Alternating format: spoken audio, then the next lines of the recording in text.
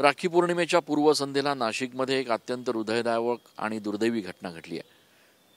नाशिकच्या Wadner Dumala range road परिसरामध्ये बिबट्यानं एका 3 वर्षाच्या छोट्या बाळावर हल्ला केला आणि त्याच्यात त्याचा दुर्दैवी मृत्यू झालाय।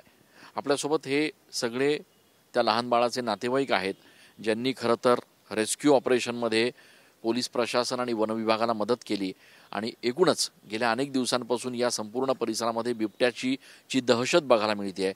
त्याच्यामुळे आज या ठिकाणी एका लहान बाळाचा जीव गेलाय। नेमकं काय घडलं, काय घटना घडली नेमकी? रात्री सुमारे 7:30 पावणे 8च्या दरम्यान वट्ट्यावरती बाळ खेळत होतं। त्यानंतर 5 मिनिटात म्हणजे त्याचे वडील पण त्याच्यासोबत खेळत होते। वडील 5 मिनिटं घरात गेले आणि अचानक बिबट्या आला आणि कधी पकडून नेलं त्याला समजलंही नाही। आम्ही 15-20 मिनिटांनी त्या शोध सुरू केली की बाळ कुठे गेलंय। त्यानंतर संशय आला, कारण की बिबट्याचं सतत तिथे वावर नेहमी होता। यापूर्वी तो 2 वेळेस घराजवळ येऊन गेलेला होता।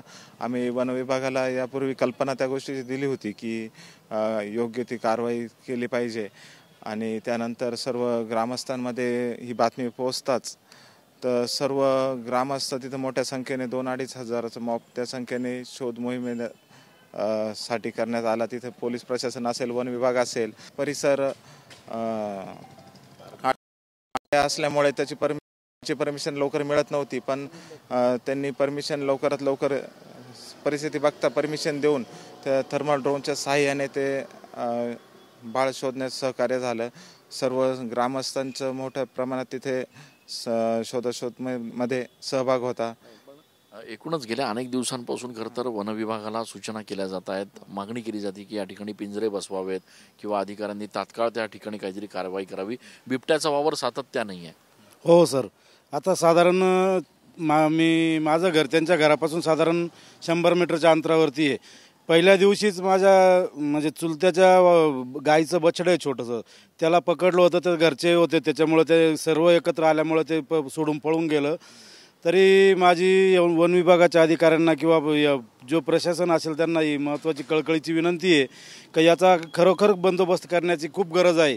कारण पूर्ण अडचणीचा भाग आणि साधारण 3 बिबटे तिथं आढळतात प्रत्येक वेळी। दर 8 दिवसाला काही ना काही एक कुत्रा म्हणा, गायचं वासरू, कोंबडा कोणाला तरी काहीतरी करतच असतं।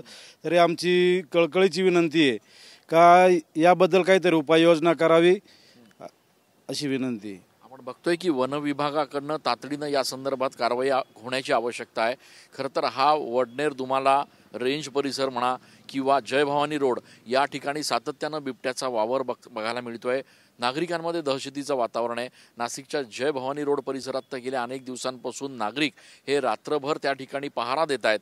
त्यामुळे या सगळ्या परिस्थितीमध्ये आज एका दुर्दैवी घटनेमध्ये या 3 वर्षाच्या मुलाचा मृत्यू झालेला आहे।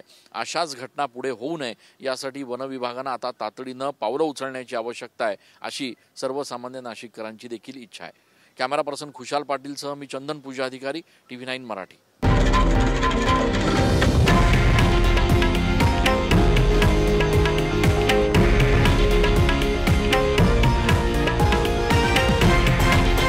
हे आहे देशातील नंबर 1 न्यूज नेटवर्क आणि आपण पाहत आहात TV9 मराठी, एकमेव।